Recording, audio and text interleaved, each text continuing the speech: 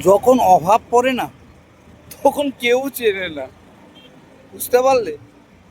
কি করব? কাজ করলাম 800 টাকা, খেয়ে নিলাম 200 টাকা, থাকলো 600 টাকা।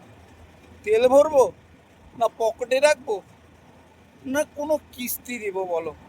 কি অবস্থা বাজারে! যে গ্যারেজেই যাই, সে গ্যারেজেই কাজের কোনো সন্ধান পাই না। কি করব? বন্ধুরা, যদি কোনো কাজের খবর থাকে অবশ্যই একটু দিও। কারো যদি হাড় ভাঙা, ঘর ভাঙা, বেড়া ভাঙা থাকে তবুও একটু দিও। সেটা দুটো পয়েন্ট মেরে দিয়ে যদি কিছু করতে পারি। আপনারাও ভালো থাকুন, আমাকেও ভালো থাকতে দিন। একটু দিন না, একটু দিন। ইতি প্রদীপ। আর ভালো লাগছে না।